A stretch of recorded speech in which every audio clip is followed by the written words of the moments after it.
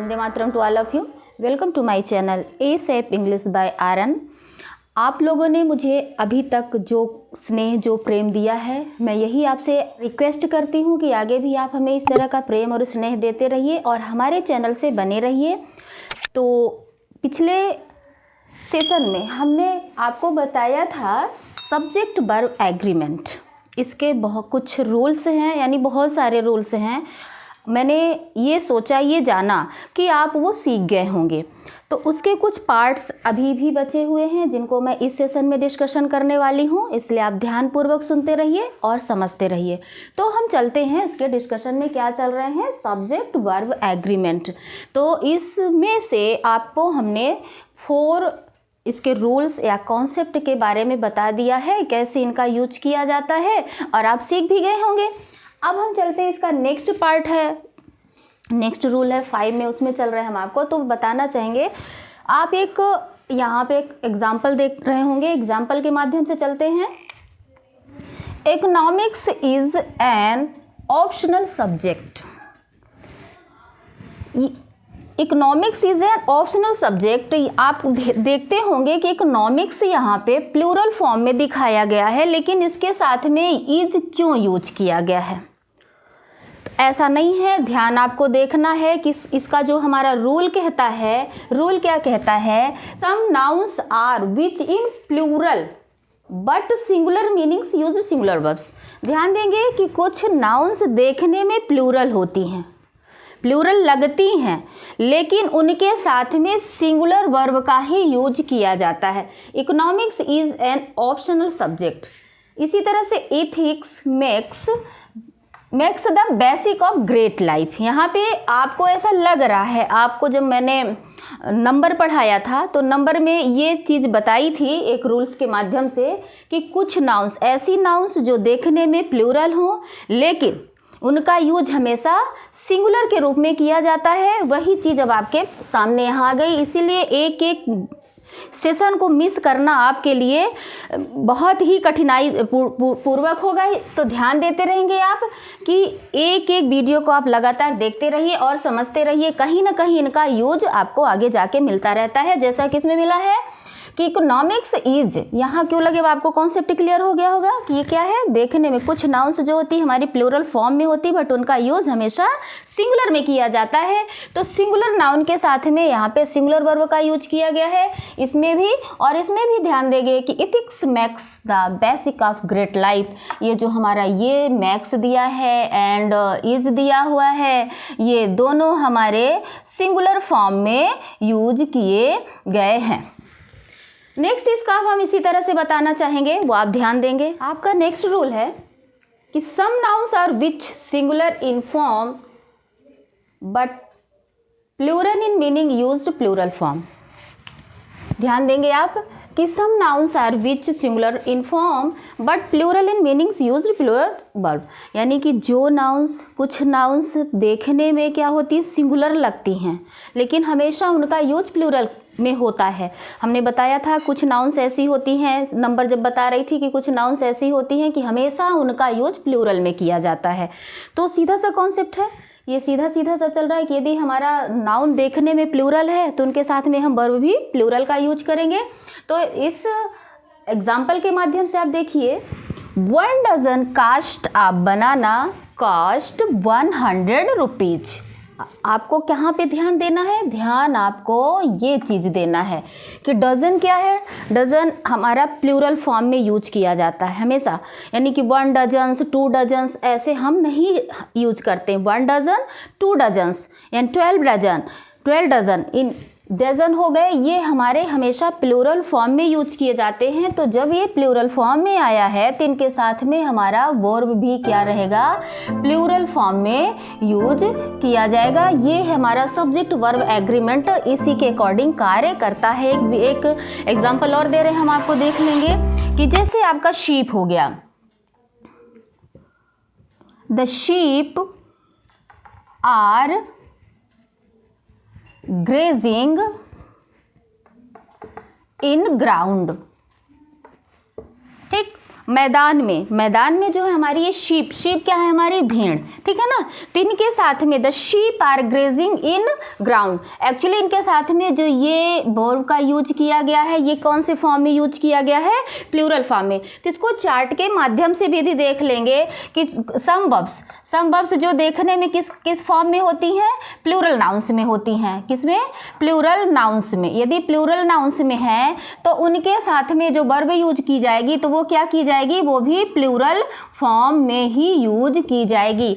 आप ध्यान देंगे कि वर्ब का फर्स्ट फॉर्म हमेशा प्लूरल रूप में होता है और यहाँ पे जो आपका वर्ब लगा हुआ है ये भी प्लूरल फॉर्म में यूज किया गया है। इसके कुछ रूल्स और हैं, अभी जस्ट बता रहे हैं, उसको ध्यान से देखेंगे आप। कुछ रूल्स इसके सब्जेक्ट वर्ब एग्रीमेंट के हैं, उसको ध्यान देंगे। More rules of subject verb agreement, जैसे उनमें ध्यान देंगे आप कि यदि नाउन हमारा कलेक्टिव नाउन है, नाउन हमारा कलेक्टिव नाउन है तो उनके साथ में हम कौन सा वर्ब यूज करते हैं, उनके साथ में हम सिंगुलर वर्ब का ही यूज करते हैं। कलेक्टिव नाउन जानते हैं जो ग्रुप या समूहों में होती हैं, ऐसे वर्ड्स जो ग्रुप जिनका एक शब्द ले लेने से उसके ग्रुप या समूह का बोध हो जाता है, उसे कलेक्टिव नाउन कहते हैं, है ना। तो ये चीज़ भी हम काइंड्स ऑफ नाउन में बताए थे, पहले के वीडियोस में काइंड्स ऑफ नाउन में बताए हैं। इनका अच्छी तरह से हमने डेफिनेशन, यूज़ और सब कुछ बता दिया है। तो यदि आपको कहीं भी डाउट होता है तो हमारा पिछला वीडियोस देख लीजिएगा प्लेलिस्ट में जा करके। आप यहाँ पे समझेंगे कलेक्टिव नाउन के साथ में यदि हमारा कोई भी नाउन कलेक्टिव में है तो उनके साथ में हम कौन सा वर्ब यूज करेंगे, singular verb. As the army is our saviour, यहाँ पे इज क्या यूज किया गया है, ये सिंगुलर के रूप में यूज किया गया है। आर्मी क्या चीज़ है हमारा, ये आर्मी कलेक्टिव नाउन है और इज क्या है हमारा, वर्ब है। कौन सा वर्ब है, सिंगुलर वर्ब है। तो ध्यान देंगे कि कलेक्टिव के साथ यदि हमारा कोई भी वर्ड, हमारा कोई भी नाउन कलेक्टिव है तो उसके साथ में हम सिंगुलर वर्ब का यूज करेंगे। ये तो हुआ आपका रूल। अब इसका एक्सेप्शन क्या कहता है, हमेशा आपको किस चीज़ में ध्यान देना है, साधारण rule, simple rule, easy way में आपको सब लोग जानते हैं, लेकिन आप लोगों को कहाँ पे डाउट होता है, किस तरह से आप वहाँ पे डाउट को क्लियर नहीं कर पाते, होता है आपका एक्सेप्शन।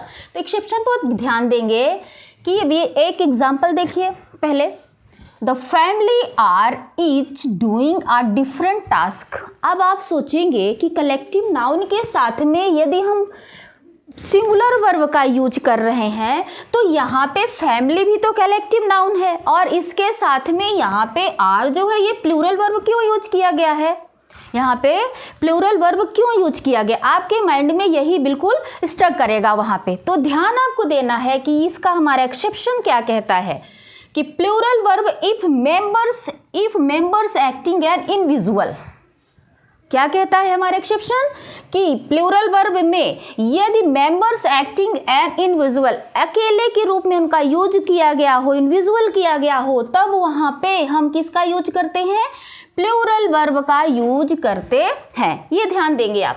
नेक्स्ट एग्जांपल देखेंगे आप, the army are taking separate rifle.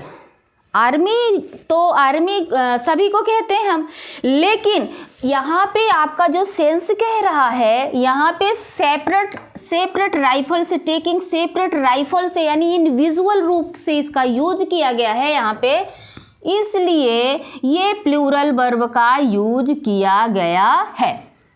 यही चीज़ आपके कंपटीशन एग्ज़ाम में आपके सामने आते हैं और आप कंफ्यूज हो जाते हैं क्योंकि आपके माइंड में रूल ये चलता होता है, एक्सेप्शन को आप ध्यान नहीं देते हैं। तो ध्यान आपको विशेष रूप से इस चीज़ को देना है। इसका नेक्स्ट रूल और हम बताते हैं वो इस तरह है। स्टूडेंट्स देखेंगे इसका नेक्स्ट रूल जो है, ध्यान देंगे आप कि यदि सेंटेंस में हमारा जेरेंडियल या इन्फिनिटिव सेंटेंस में आया हो, जेरेंडियल या जेरेंड क्या होता है, इन्फिनिटिव क्या होता है, ये आपको हम आगे जाके बताएंगे। हम अभी बताए नहीं हैं पर आशा करती हूँ कि आपको पता होगा, है ना। इसका आप यहाँ पे रिवीजन कर रहे हैं तो आप जानते होंगे, फिर भी हम एक बार बता देते हैं जेरेंड या इन्फिनिटिव क्या होता है। जेरेंड या इन्फिनिटिव वह चीज़ होता है जो वर्ब में आईएनजी फॉर्म लगा होता है। और इनका यूज सब्जेक्ट के रूप में किया जाता है, तब ये क्या बन जाते हैं, जेरंड या इन्फिनिटिव का कार्य करते हैं। और जबकि क्रिया का जो हमने क्रिया बताया था, क्रिया के फॉर्म को बताया था, वर्ब के फॉर्म को बताया था, वहाँ पे जो उसका 5वां रूप था, उसका 5th रूप था, वो आईएनजी फॉर्म का था। तो जब वर्ब में आईएनजी फॉर्म लगता है तो वह क्रिया का जब कार्य करता है वो वर्ब कहलाता है। लेकिन जब यह किसी सब्जेक्ट के रूप में कार्य करता है वहाँ पे जेरंड या इन्फिनिटिव का कार्य करता है। तो ध्यान आपको यह देना है कि जब किसी सेंटेंस में जेरंड या इन्फिनिटिव के रूप में आईएनजी फॉर्म का यूज किया गया हो तब वहाँ पे सिंगुलर वर्ब का यूज उसके साथ में किया जाता है। तो आप एग्जाम्पल को देखेंगे, walking is the good for all. यहाँ पे वॉकिंग जो यूज किया गया है यह जेरंड के रूप में यूज किया गया है और इसके साथ में जो वर्ब लगा हुआ है हमारा किस रूप में है, यह सिंगुलर फॉर्म में लगा हुआ है। अब आपको लगेगा कि यहाँ पे ये वॉकिंग में आईएनजी लगाने से ऐसा क्यों, तो अभी भी जस्ट मैं बता रही हूँ कि वॉकिंग जो है यहाँ पे हमारा किसका काम कर रहा है, सब्जेक्ट का काम कर रहा है, इसलिए इसे हम यहाँ पे जेरंड का रूप देंगे। इसी प्रकार से दूसरा एग्जाम्पल देख लेंगे आप, बी नंबर का एग्जाम्पल जो है, swimming is the good exercise, यानी तैरना जो है क्या है, एक अच्छी एक्सरसाइज है, यानी कि यहाँ पे यह जेरंड के रूप में यूज किया गया है। तो ध्यान देंगे कि यहाँ ये इसके साथ में क्या है, इज का प्रयोग किया गया है, यह सिंगुलर वर्ब में किया गया है। अब हम आपका कॉन्सेप्ट और क्लियर करते, व्हाट इज इन्फिनिटिव। इन्फिनिटिव क्या है, तो मेन वर्ब के फर्स्ट फॉर्म के पहले टू का यूज हो जाना, इसके भी बहुत सारे रूल्स हैं, भी जनरली इजी वे पे मैं बता रही हूँ आपकी नॉलेज के लिए, इन्फिनिटिव कहलाता है। तो यदि जेरंड का हमने यहाँ पे बताया और ये जो है इन्फिनिटिव में भी ये देखेंगे, इन्फिनिटिव क्या हो रहा है हमारा, infinitive is the use before use to. तो किसके पहले यूज करेंगे टू, हम वर्ब के पहले हमने यहाँ पे देख रहे होंगे आप कि किसी वर्ब के फर्स्ट फॉर्म के पहले टू लगाने से वो वर्ब हमारा इन्फिनिटिव बन जाती है। और किसी सेंटेंस में यदि इन्फिनिटिव आया है और उसके साथ में जो वर्ब यूज होगी, हमारा सब्जेक्ट वर्ब एग्रीमेंट जो होगा उसके अकॉर्डिंग कार्य करेगा, सिंगुलर वर्ब के अकॉर्डिंग कार्य करेगा। तो to read is good habit, यानी कि टू रीड क्या हो गया है आपका, इन्फिनिटिव। इसके साथ में वर्ब कौन सा यूज किया गया है, सिंगुलर वर्ब। ठीक, next, to sing is his hobby, यानी गाना उसकी हैबिट है, आदत है। तो यहाँ टू सिंग क्या है, infinitive. To sing infinitive use किया गया इसके साथ में सिंगुलर वर्ब। ठीक, तो ये सेशन आपको समझ में आ गया होगा।